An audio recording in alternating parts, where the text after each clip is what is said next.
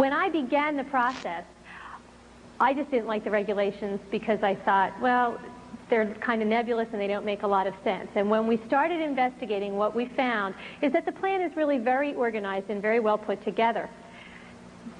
The plan is to move education away from what we have right now, which is traditional education. That's, you have so many Carnegie units, you had 4 classes of math and 4 classes of English and so many classes of history to graduate, to what is called outcome-based education. Outcome-based education says that the student must demonstrate something in order to meet the goal and be promoted or graduate. In the traditional system, said this is an A, this is a B, this is a C, this is a D, this is an E, and you fit wherever you fit. Now, you had so much time in order to do that, so you had 180 days, and then the achievement went up or down according to that. In outcome-based education, the theory is everybody gets an A, or everybody gets a B, and however long it takes you to get there is okay.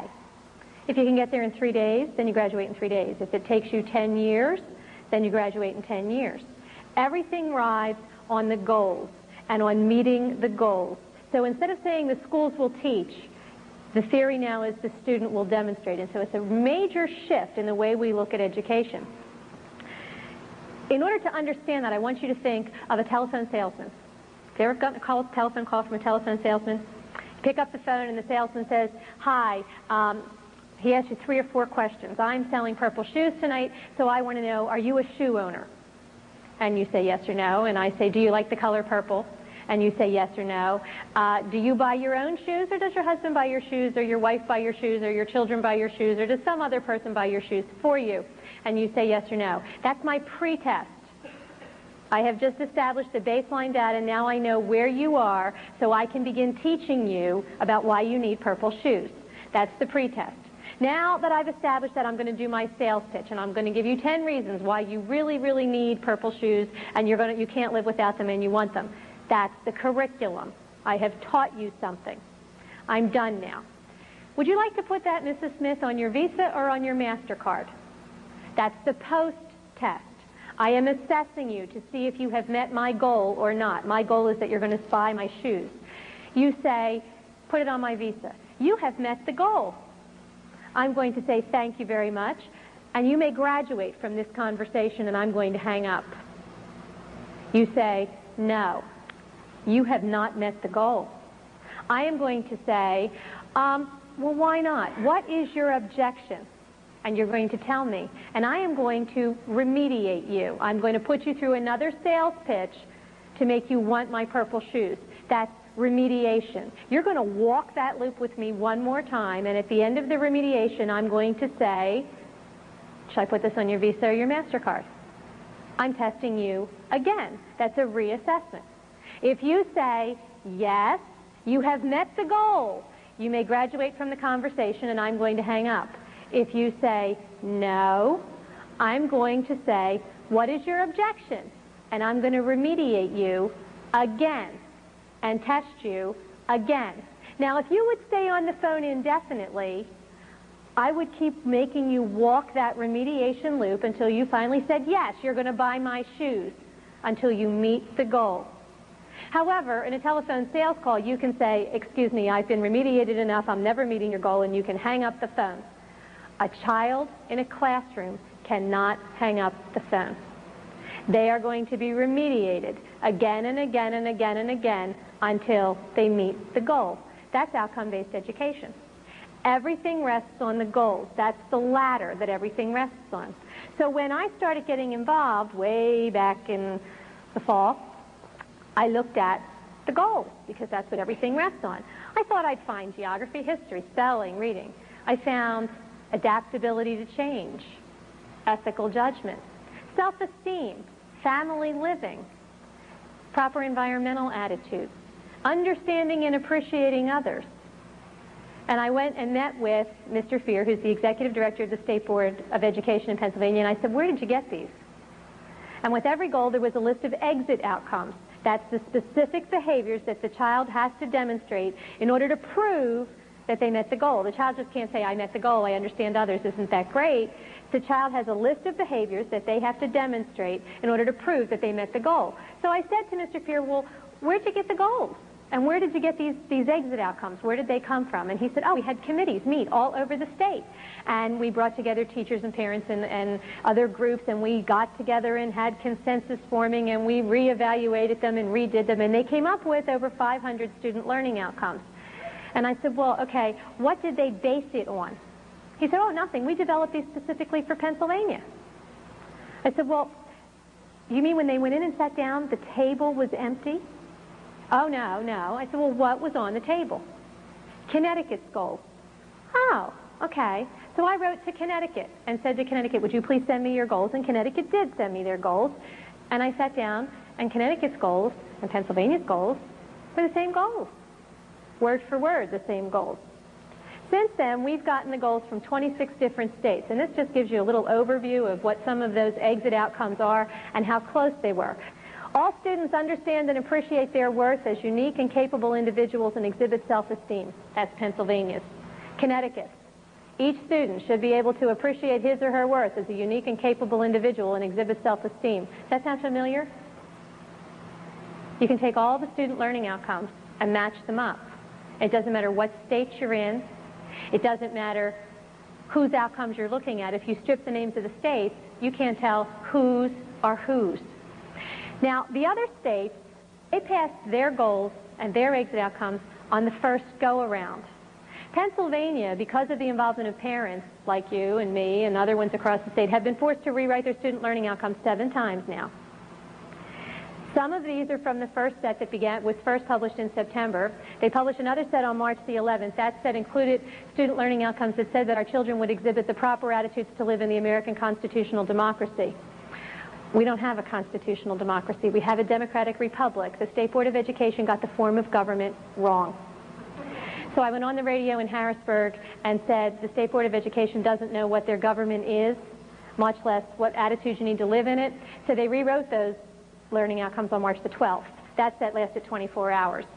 They're in their 7th rewrite now of student learning outcomes, and really, they haven't changed a bit. They've combined some, they've rearranged some, they've reorganized some, but the exit outcomes are still the same.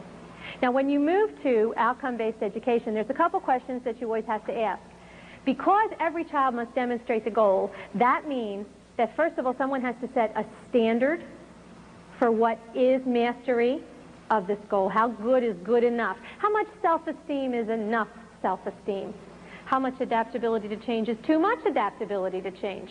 So first we have to set a standard. Second, I have to test you in some way. I have to do an assessment to find out if you met my standard. Third, I have to remediate you. If you don't meet the standard, I have to bring in a curriculum or an activity or a program that will in some way change your behavior to make you meet my standard. Now, when you look at Pennsylvania's goals, we asked, what standards do you set? How do you test? How do you remediate? The state's response was, well, we're not real sure about that.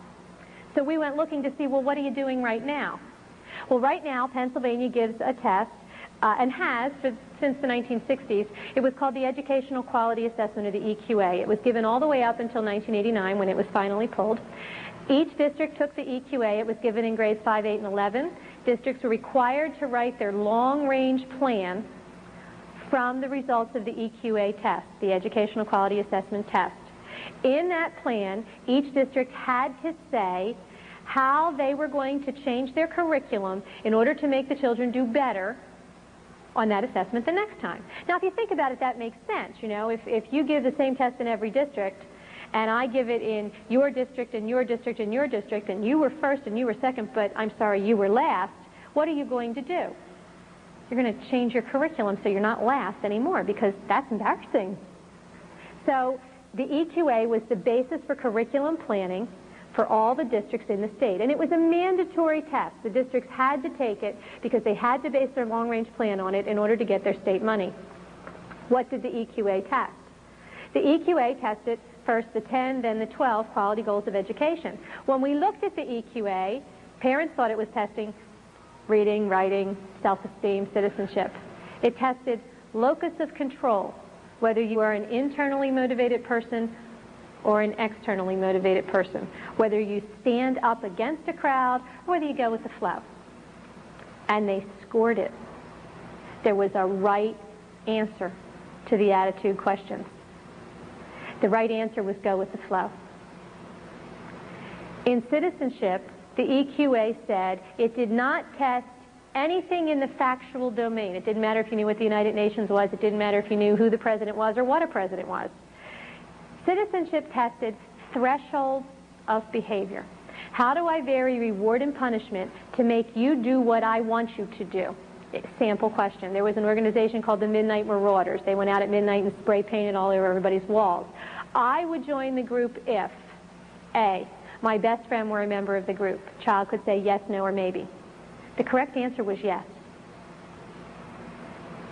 I would join the group if all the popular kids were members of the group. Yes, no, or maybe. The correct answer was yes. I would join the group if my parents would ground me if they found out. The correct answer was no. You are supposed to avoid punishment, but you are supposed to honor commitments to friends and go with the group. The goal was collectivism. The EQA tested for adaptability to change. What parents were told was, well, you know, our world is constantly changing, and we want people who are going to be able to go with that and survive that. We don't want rigid people who can't cope. Sounds very reasonable.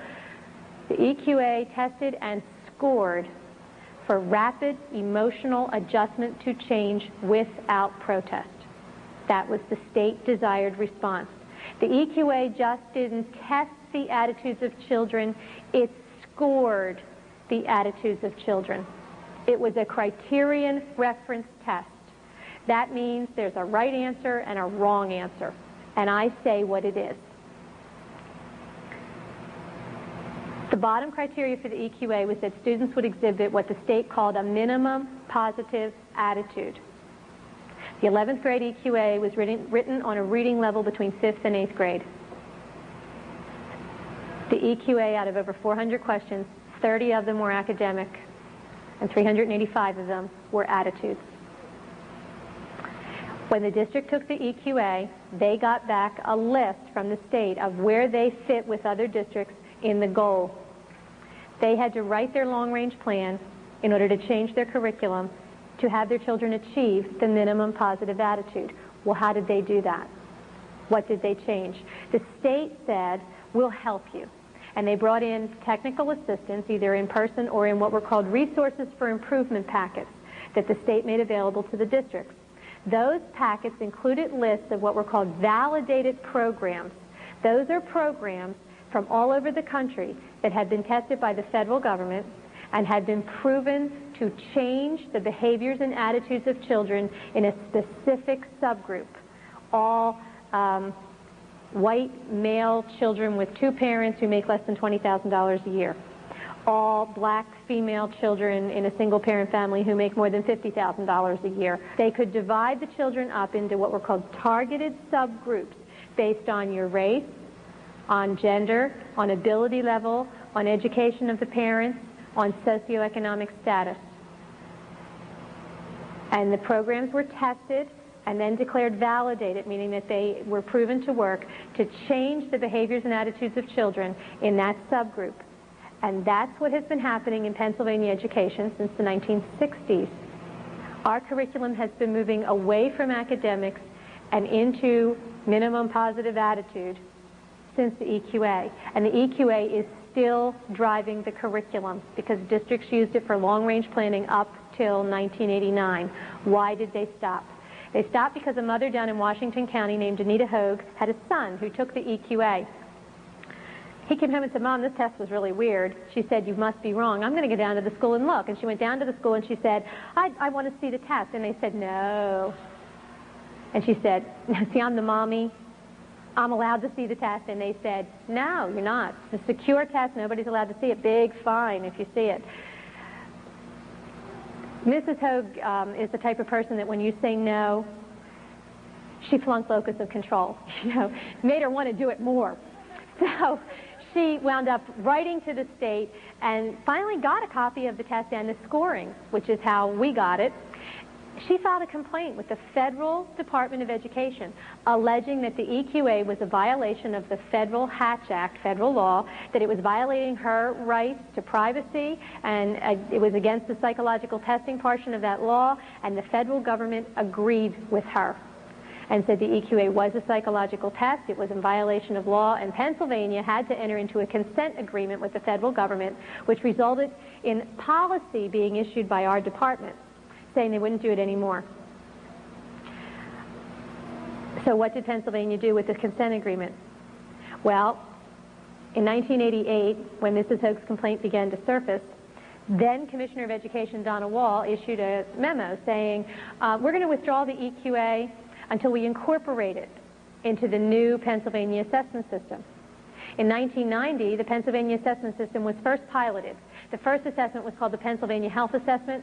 It says right on it, this is the revision of the EQA. This year, the Pennsylvania assessment system tested reading, math, and writing. Is it the same test?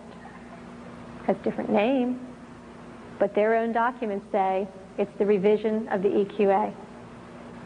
In that 1988 memo, Mrs. Wall says that by 1993, we will have completed the revision process. If you look at the regulations that the state is promulgating right now, it says by 1993, the state will once again test all the goals. Timetable hasn't been interrupted at all. Initially, the sentence ended there. Now, because of the involvement of parents, it says, and parents have the right, they have to go back through public hearings to do that. Is that a victory? Not really. The regulatory process in our state really isn't controlled by the legislature. It's controlled by appointed bureaucrats who really don't care what you think. They sit at the meetings, they follow the letter of the law, they give the time, but your input is not really input. Example, in February of this year, the State Board held a public hearing on the student learning outcomes and the regulations. The room was big enough to hold 80 people, 500 showed up. They would not move the room. And we began the meeting with an attorney for the parents saying it would really be helpful to facilitate dialogue and consensus if we could get some really basic questions answered here. And the State Board said, we're not here to answer any questions. And he said, okay, I can appreciate that this is a public hearing and this is public comment and you're not here to answer any questions, but parents have been asking these questions now for 2 years. Where do they go to get the questions answered? And the State Board said, that's a matter of public policy, how you get your questions answered. And the attorney said, that's great. Could you explain the public policy to all these 500 people so they know what to do to get their questions answered? And the State Board said, we're not here to answer any questions.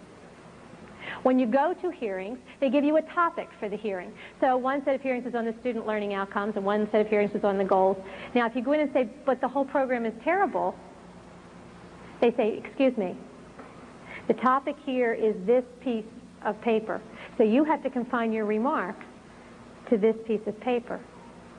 So what happens? Well, in one of the goals, the original was that the personal, family, and community living, that the students will acquire and use the proper attitudes and behaviors necessary for successful personal, family, and community living. I testified in front of the Senate Education Committee and said, what is a successful family? Two people cannot agree. How are you going to measure the attitudes necessary for it? Their response, they took out the word successful. So in order for parents to make a difference, they need to step outside the regulatory process and look at where do they go in order to drive the cart the way they want it to be driven. You go to the legislature. So in Pennsylvania, we went to the legislature and we asked for a resolution that would ask the Department of Education to slow down long enough for the House of Representatives to at least look at the regulations so that everybody could understand them, so there could be some real input. And we won that debate by a vote of 150 to 47, which is fairly significant. And the Department of Education said, we're doing it anyway. And they are doing it anyway. If you got involved now, what they would say to you is, this is a done deal. Nothing you can do about it, it's a done deal. Well, first of all, that's not true, because the student learning outcomes have not been passed in final form. No one has signed them. No one has even seen the final form yet. And secondly, the legislature has the power to override the bureaucracy if they want to. And that's where you get involved, is at the legislative level. You ignore the bureaucracy and focus on the elected people. That's where you need to be involved. So that's what parents did. What did the board do? The board continued to promote the regulations. And we continued to ask, where do these come from? How come all the goals in all the states are the same? We wound up looking at the federal level at what was called the New American Schools Development Corporation. New American Schools Development Corporation is part of America 2000.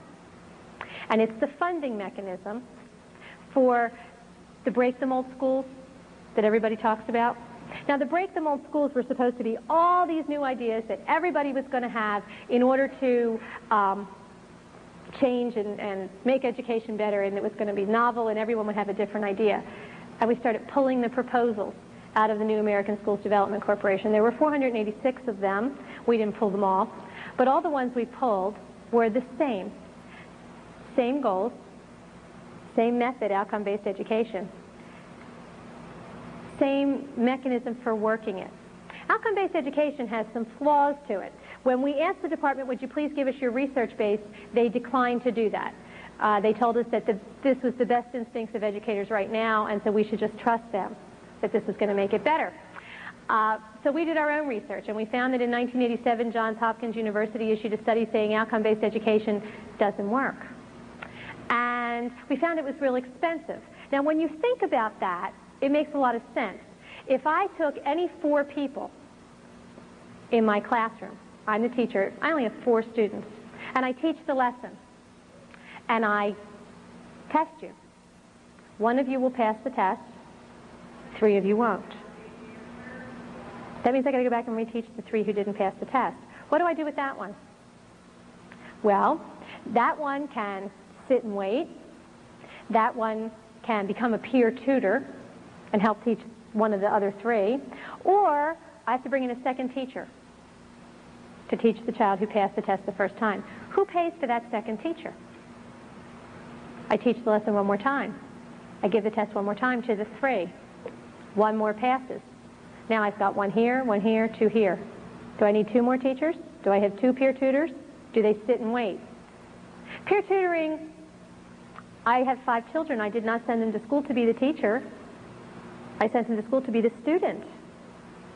If they're teaching someone else something they already know, they're not learning something new, are they? They're stuck. So outcome-based education takes the top off of achievement.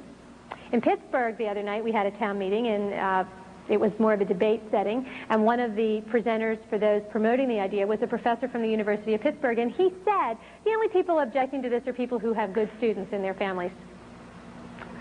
That's a very telling statement, because it brings the achievement down. Now, I thought, gee, surely the people promoting this know that this isn't such a good idea. What are they going to do with all of these kids that eventually I'm going to have 30 children in 30 different places? Obviously, I can't have 30 teachers in this classroom. So there must be a plan. When we started pulling the grants out of the New American Schools Development Corporation, we found out that there was indeed a plan. It's called computer-assisted instruction. Each child is tied into a computer, and the computer will serve up the learning nuggets that the child must master in order to show that they've met the goal and can keep on going. Well, if you're tied into a computer, who programs the computer? And how do we know that the computer's serving up the right learning nugget? When we pulled one of the grants, it was called from the Center for New West Learning. Here's the learner. The query is the question, goes into the computer. The computer accesses, in order to come up with the individualized lesson plan, the computer accesses biographical data and learning styles, student information module. I didn't know what that was. So I decided I should look, because what is this computer accessing on my child to serve up the learning nugget? What is a learning style? What is the biographical data? Where did it go? Where did it come from? And who has access to it? And what we found out was that, in fact, the state is compiling data banks at a micro record level. That means that it's available on an individual child. And the state is not doing that by itself. The data banks are being mandated by the federal government through something called the National Center for Education Statistics Common Core of Data. This is the federal data bank. There are 10 handbooks. This handbook is called Student Pupil Accounting. It was first printed in the 1960s. It was updated in the 1970s. This is the 1976 edition, which is the current edition. We have personal identification, name, student number, sex, racial and ethnic group, birth and age date, minor adult status, family responsibility, citizenship, language considerations, veteran benefits, family and residence, parents, male parent, female parent, sponsor, that's if someone sponsored you to come into the country, responsible adult of domicile, perhaps you live with your aunt or your uncle or a grandparent or a brother or a sister instead of with your parents, brothers and sisters living in household, family economic information, family social cultural information, residence data, physical health, sensory and related conditions, student medical record number. That's the access number to all of the student medical files, including if you've ever been referred for a condition, all your physical exams. Did you ever abuse drugs?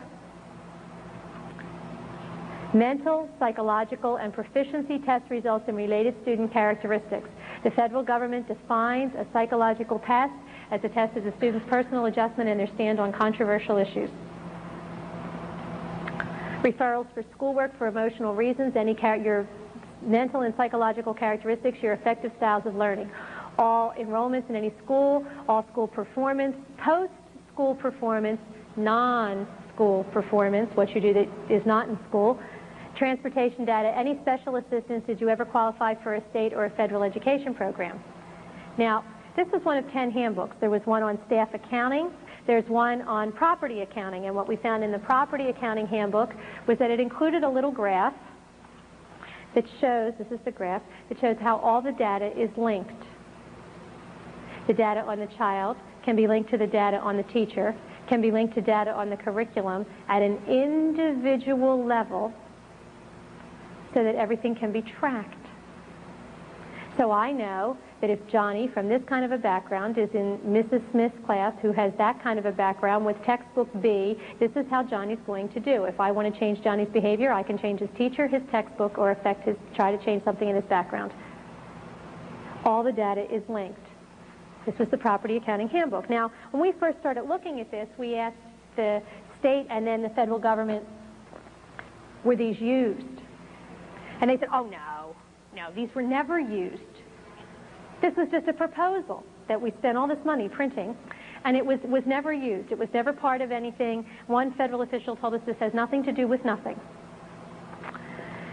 In the meantime, a parent in Pennsylvania had a child in a guidance program, and the guidance program included an activity on decision making, and the activity was a paper that the little girl who was in 7th grade had to fill out, and the paper was like a final exam, and if she didn't do it, she didn't pass the course, and the paper said, every family has some people who crave attention.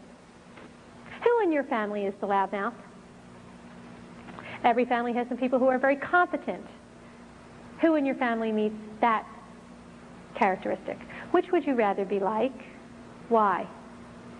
The mom wasn't real happy with this particular curriculum thing, and so she objected. And she went to the school and she said, my daughter's not doing this. She's opting out of this activity and your class. And the school said, you can't do that because it's a mandated class, it's mandated by the state. And she said, oh, really? So she went to the state and she said, I'm opting out.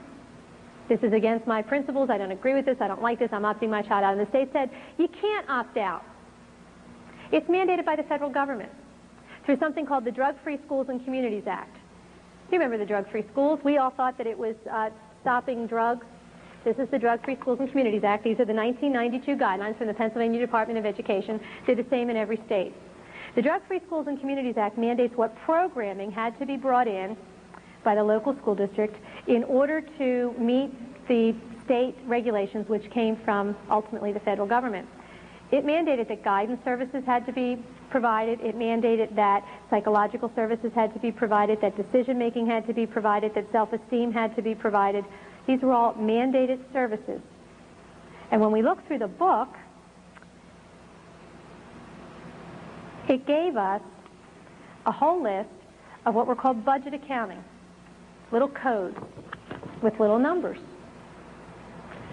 talking about each of the services that had to be provided. So we went hunting for these numbers to see where did they come from. We found them in the National Center for Education Statistics Staff Accounting Handbook that was published in 1974. And they matched. Here are some of the Pennsylvania guidelines from the 1992 book, budget number 2143, Psychological Counseling Services. Federal government book, 1974, number 2143, Psychological Counseling Services. Language is identical. 2144, Psychotherapy Services. 2144, Psychotherapy Services. The only difference is that the 1992 edition has more numbers in it than the 1974 edition because they've updated the data banks. So are they using the 1970 National Center numbers? Yeah, they are. They are. Are they tracking our children? Yes, they are. The tracking now is in something called the Express. This is the Express. It's called the Exchange of Permanent Records Electronically for Students in Schools. This is the information that they compile on the children. This says that any education agency, local, state, or national, can access the data without parental knowledge or consent or notification. The data includes family unit number, all the people in your house, has your child ever been involved with a social service agency, all medical records, includes all performance, includes if they've ever had a behavioral problem, a discipline problem, and gives the receiving agency the name of a contact person and a phone number so they can call back to get more information that is not included in the data bank without parental knowledge or consent. It says that if it goes to a non-school agency, there has to be knowledge and consent. However, if it's going to an employer and the employer says, if you don't sign this, you don't get the job, how many people are going to withhold consent? This is the 1992 Express. Why? Well, if we go back to the New West Learning Center, we go back to the learning styles and the biographical data, and then think about the goals.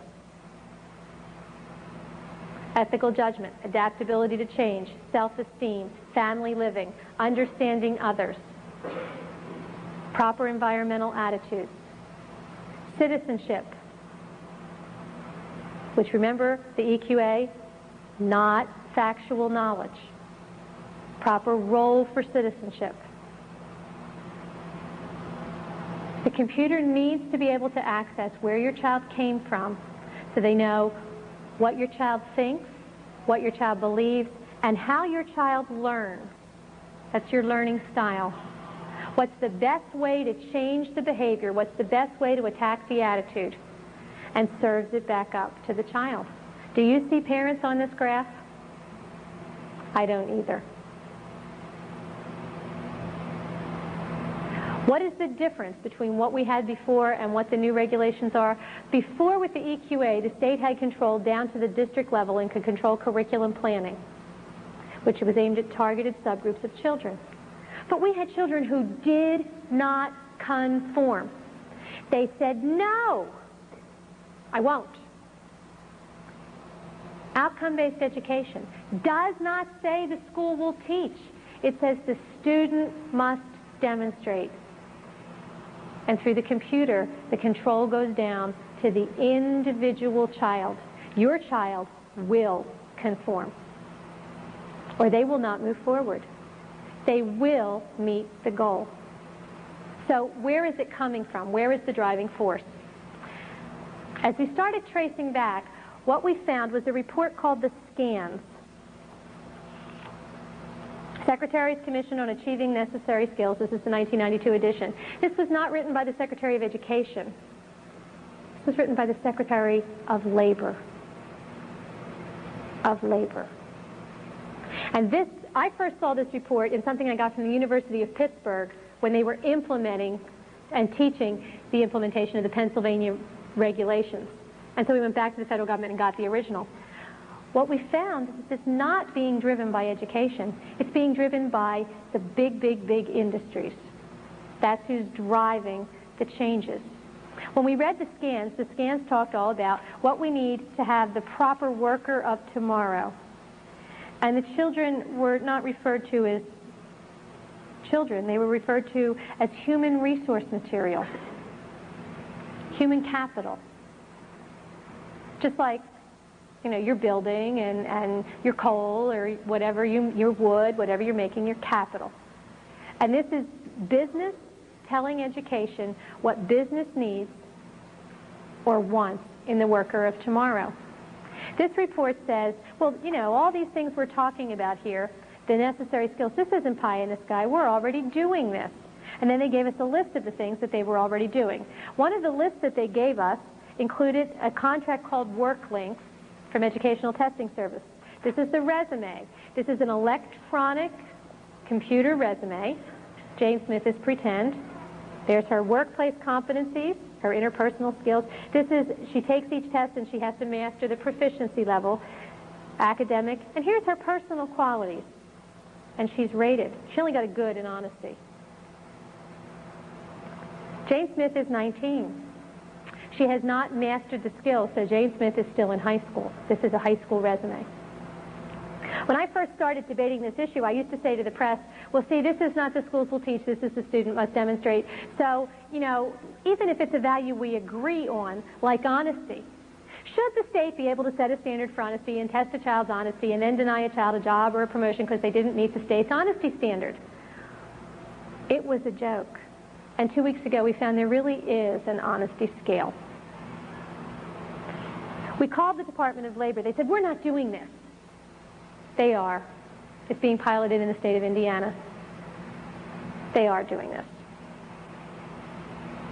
We got it from the University of Pittsburgh. Again, it's an electronic resume. And what it says in the scans is that it will go directly from the school district to the employer. Now, is a lot of this information probably included in your resume now? Yeah, you have personal things from your resume now. But now, you have the right to say, I'm going to use you as a reference because you like me. But I'm not going to use you because you don't like me. And so I'm not using you. We had a bad experience, or I was, a real pain in your class or in your workshop, and so I'm not going to use that person as a resume. We have the right to help shape who sends us on our way. Under this system, it goes directly from the school to the employer. Now, we don't know who rated, on what scale, what it's based on. How come Jane only got a good in her honesty scale? And how come she got an excellent on her self-esteem? What happens in the classroom to the child?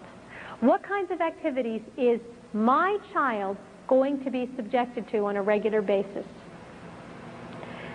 You hear a lot of talk about values clarification, and there's a lot of controversy about it, but people don't always understand what's wrong with it. Those promoting it say, well, we're just trying to help our children to understand their values. I want you to think of your mind as a computer. You've all heard the lifeboat story, right? There's 10 people in the lifeboat only holds 9. Who are we going to throw out of the lifeboat? And if I told you that story, all of your minds would start thinking, who am I going to throw out of the lifeboat? The first time I heard the lifeboat story, I was a grad student. My degree's in special ed, so I'm a ringer. And I said to the prof, well, we're not throwing anybody out of the lifeboat. We'll throw a rope out of the back of the lifeboat, and somebody swims in a 1-hour shift. There's only ever 9 people in the boat, and everybody only swims 3 hours a day, an hour at a time. He said, there's sharks in the water. I said, there's a shark bag in the boat. And the conversation ended. But I was a ringer, because I knew that he had controlled the universe. He said, who are you going to throw out of your lifeboat? So all of your minds, because that's how all of our minds work, there's the box and there's where we go. Who are you going to throw out of the lifeboat? If I had said to you, come up with a solution to save everybody, you would have thrown a rope out the back of the boat. You would have turned the boat upside down in the water because it's more buoyant, put the baby on the top of the boat, everybody cling to the boat, no problem. Everybody take off all their clothes, because at this point nudity is a little not real important when we're saving a life. Throw out everything not necessary in the boat. We bail for so many hours. I've heard hundreds of suggestions. If I had said to you, save everybody in the boat, but I didn't say that. I said, who are you going to throw out of the lifeboat? And so your mind went right over here. Just like a salesman says, do you want it on your Visa or your MasterCard? He gave you a choice, didn't he? Is no one of the choices? Never. And everybody I know, including me, has bought at least one thing I didn't want because I answered the question and was 3 minutes further in the conversation before I realized, I really did want to say no. But now I'm too embarrassed to go back and say no because I don't want him to think that I'm a schmuck. And we all do that. It's the same technique that salesmen use all the time. Would you like a red car or a blue car? Do you want that in 10 days or 30 days? You always get a choice, but I control the universe of choices. That's how various clarification works. If I control the universe of choices, I can mold someone's behavior. And they always think that they thought it up by themselves because they didn't realize that I controlled the box. That's why values clarification is wrong. Because it makes the child think that they made up their own mind when they really didn't, because I gave them some very concrete guidelines inside of which they had to make up their mind. And it's a very valid way of changing a behavior. This is called the Bettendorf Survey. We found it in Iowa. It was used this year. Why is Iowa important? Remember, all the goals in all the states are the same. And we have validated programs that are the same over the whole country. This is the Bettendorf Survey. It goes with understanding and appreciating others. Are you male or female? What year are you? This was given to high school students. Do you regard yourself as a bigot? Do you think homosexuality is a problem society must deal with as strictly as possible? Do you think people are born homosexual, or do you think they choose to be homosexual? Do you think the United States was stolen from Native Americans, or do you think it was rightfully colonized by Europeans? Then we have the nationality and religion list. Which of the above do you think is responsible for the decline of the United States economy? Which of the above do you think is more susceptible to alcoholism? Which of the above do you think is the most likely to raise a large family, 8 or more children? Which of the above are you most likely to assume does not speak fluent English? Which of the above do you think is the most likely to have an income of over $50,000? Which of the above do you think would be most likely to eliminate an entire race? Who has most influenced the way you feel about other races? With whose influence have you most strongly disagreed? If you could eliminate an entire race, would you? Which one? The New American Schools Development Corporation met. I told you there were 486 grants given to them. On July 9th, they gave a list of the places that got the money, and they gave out 11 grants. Now, I've been telling you that the grants are the same, and I've been telling you that this is talking about who owns the children, and that, in this case, business and the state think they do, and we need to start saying we do. What kind of programs got the money? This is the Connect School, a design for 21st century schools, Massachusetts. It's for K through 12 inner city children. The curriculum will be radically transformed. Portfolios, products, and performance assessment techniques will focus not just on subject matter, but on their abilities, dispositions, and attitudes critical for life and work. This one is in Minnesota. It's called the Community Learning Centers of Minnesota. Social service agencies will offer needed services on site at the school, integrating services with education. Teachers will retain their school charter only so long as state learning goals are met. Many times as I've traveled and talked to people about what's happening in Pennsylvania education and why parents need to get involved, I get told, well, you see, it doesn't matter to me because my children don't go to the public school. My children are in parochial school, they're in Christian school, they're in private school, I homeschool. Simultaneously with the new regulation changes, teacher certification is changing. And in order to be certified, teachers will have to demonstrate that they are competent in outcome-based education and that that's what the colleges will teach, that's what the teachers will learn. Non-public schools have to have certified teachers too. Accreditation is rolling over away from traditional accreditation into outcome accreditation. Non-public schools get accredited because it does better for you if you're going to college if you graduated from an accredited high school. In outcome accreditation, in order to get it, you must give the accrediting board 5 goals, 3 academic, 2 attitudinal, and you must demonstrate to them that you have tracked the change in behavior or attitude in the individual student over time. Doesn't matter whether you're public or non-public. The assessment techniques in the new regulations are what's called portfolio assessment. People think portfolio means a portfolio. I have an art portfolio, I have a science portfolio, pieces of paper. It is an electronic portfolio, much like the one we looked at in the work links, so that no matter where the child goes, whether you change schools or whether you don't, the portfolio will follow you. Please do not think that because your children are not in a public school that you are home free. You are not. The state cannot afford to let a huge bunch of children slip through the cracks, because it will be obvious then who can read and who can't. And one of the things that happens with outcome-based education is, we talked about what happens with all the kids, achievement goes down. Now that doesn't show up because everybody gets an A. It may take you 4 years to get your A, but you're going to get an A.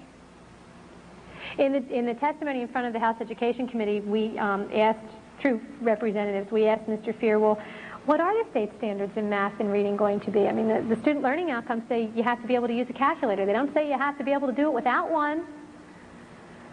The communications learning outcomes don't say literate to an 8th grade level. They don't say literate to any level. So what are the standards? And Mr. Fear said, well, every district will decide on their own. Well, that's absurd.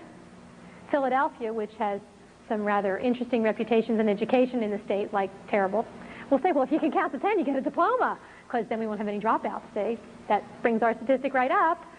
And Mount Lebanon in Pittsburgh, a very affluent, wealthy district, will say, you have to be able to do calculus. We can't have that. You can't have 501 different diplomas in the state of Pennsylvania. That would be ludicrous. So there has to be standards somewhere. Where are they? They won't tell us.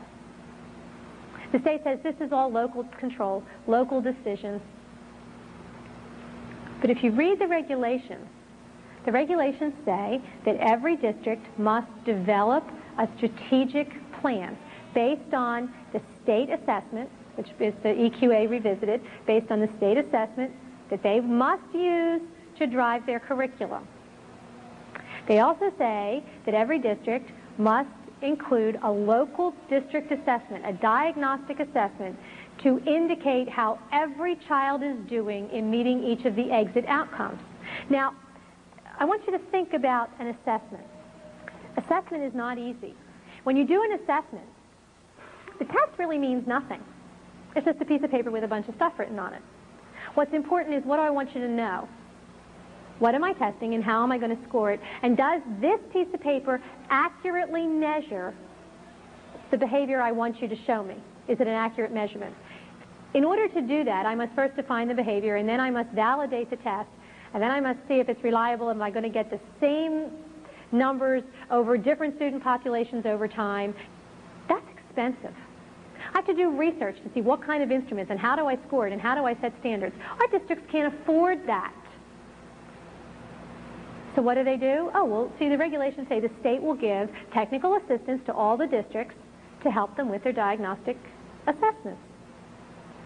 This year, when we gave the state assessment system that everybody, remember, complained about, one of the things that happened in there was that the state changed testing companies away from the company that did the old TELS test into a company called Advanced Systems. And one of the reasons that they changed to Advanced Systems was because Advanced Systems is an expert in portfolio assessment.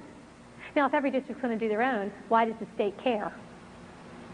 Every district can't afford to do their own. The state is going to control it. The state is going to set the criteria. So the districts do this diagnostic assessment that the state's really going to do for them. Then the districts have to justify all their courses against the exit outcomes that the state mandates. They can't move away from those. That's the ladder. Everything is aimed at those exit outcomes, those goals that we talked about in behavior and attitudes and skills. Everything is aimed there. And everything the district does, teacher preparation, coursework, any money that they spend, what they put in their library, has to be aimed at making sure that every kid hits those exit outcomes. The district puts together a team to develop that plan. Then the school board looks at it. If there's a discrepancy between the two plans, if the school board doesn't like what the team said, They have to try to form a consensus. But both plans, the approved one and the, quote, minority report, which is the unapproved one, go to the state. And the commissioner appoints a 3-person committee who will recommend which one is approved. And if the commissioner says that the district's plan does not meet the state standards, the state sends it back and says, do it over. And you keep doing it over until you meet the state standards that they won't tell parents anything about. Now, in the back of the regulations is a section called curriculum deficiency. Anytime a district does not do well enough in having the children meet the exit outcomes, the state can come in and force the district to implement what's called a corrective action plan. And if after a year it's not good enough, the state can take over. On top of that, we have Senate Bill 1268 that talks about the academic bankruptcy bill. Under what conditions the state can take over the local district, up to and including becoming the local taxing entity. There are a list of 6. Any 2 will do. One of the criteria says if a district is below the state average. Think about that sentence. Average means the middle. That means by definition half the districts in the state are automatically below the average. They've met the criterion before you start because that's what the word average means. The middle. One of the other criteria is if they can't pay their bills. Outcome-based education is phenomenally expensive. The state keeps saying there will be no extra money. That's because they haven't appropriated any at the state level. The districts now are starting to do their plans. We've heard $435,000 the first year, $750,000 the first year. 6 districts in the south side of the Philadelphia area got together and did a 5-year plan, $16 million. And that did not include student implementation. Outcome-based education is phenomenally expensive. It will put the districts into bankruptcy. State can take over. The goal is not local control. The goal is state control. Did the state know that? Yes, they did. When the state board put together these regulations, they held a series of forums, educational seminars where they brought in national experts to talk to them about what this would do. One of the experts was E.D. Hirsch from the Cultural Literacy Foundation. He said, putting together a common core set of learning goals will have 2 problems. One of them is it will decrease academic knowledge, and the second is it will go against the grain of local control. The state board did it anyway. But now they keep telling people, well, you've got all this local control, see, because you can write your plan however you want. Let's pretend that I come to your backyard and I park a Cessna airplane in your backyard. And I say to you, okay, you can write whatever plan you want, as long as, when you're finished, you have a Cessna airplane. And when you're all done, will your plan look like my plan? Yeah, or you won't have a Cessna airplane, will you? No. So what the state is saying is, here's the exit outcomes, here's the Cessna airplane. You can write whatever plan you want, as long as it looks like this when you're done. There's really only one plan. There's really only one set of standards. There's really only one set of goals. And all the districts are going to look the same, or the state has this very big hammer called academic bankruptcy that can take whatever's left of local control away from the parents. Remember the drug-free schools? You know, the districts heard that the state did it, but it really came from the federal level. And so if we have to work through the state up to the federal level, because this is really a push from the federal level down through the states. When this parent filed her complaint and we wound up finding out that here was the mandate and the mandate came from the federal level, she complained. She filed a complaint at the federal level against the curriculum in her local school district. And what the federal government said was, well, see, the federal protection doesn't apply because there's no federal money at the local district level. The federal government came to the state and said, do you want our money in your block grant? And the state, of course, said yes. And the federal government said, okay, here's the mandate. Federal money stopped there. State took the mandate. State turned around to school district and said, do you want our money in your school district? Yes. Here's the mandate. The federal money stopped at the state level, and so did the protection of federal law. But the federal mandates are jumping that line.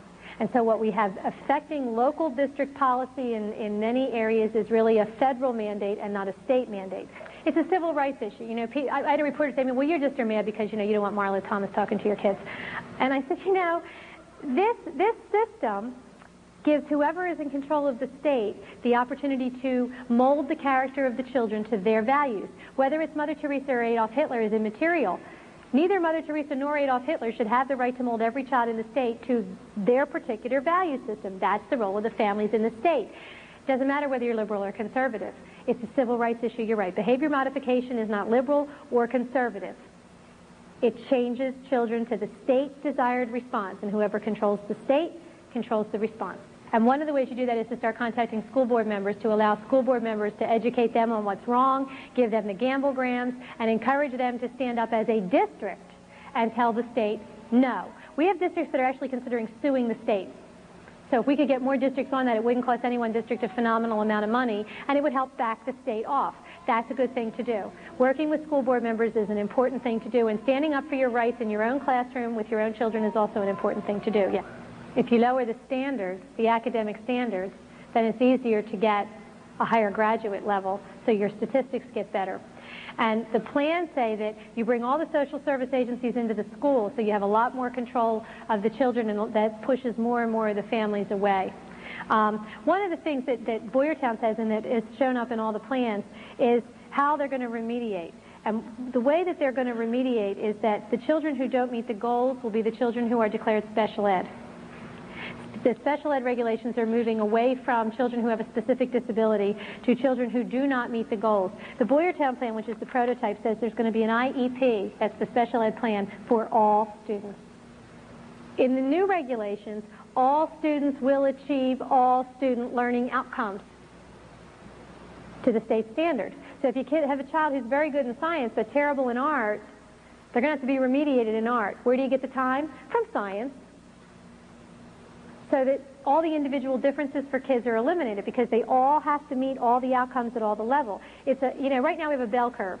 We have below average, average, and then above average. Well, this levels it so everybody's average. So you take time away from things the child is good at to remediate them in things that they're not so good at. One of the things that I keep hearing from the advocates of this is that, well, see, we have to do this because all the families are doing a terrible job. And people say to me, well, how do you argue with that? I mean, there are two ways to argue it. First of all, we've got lots of schools that are rotten.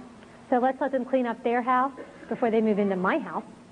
And secondly, schools can't become families. Schools have a very valid place in the life of a child to teach basic academic skills. It's something that children need, that is important, that schools have to do. And when schools leave that base and try to become a family, for a child at risk, they lose twice, because they didn't have a family, now they don't have a school either. My child loses once because he has a family, but he didn't get a school. One of the things they say to us is, well, see, we have kids who come to school without breakfast and kids who are from, disrupted families and all this kind of stuff. And that's true. But in the Depression, we had kids who came to school without breakfast and without shoes. And were from disrupted families. And the children who grew up in World War II had all their daddies go to war and lived in single-parent house where mommy was Rosie Riveter. And they were latchkey children, and they lived in disrupted families. But the schools said, our mission, our goal is to teach academics so that these children, if they live in poverty, have the tools they need to escape poverty, to get out, to learn other ways of life.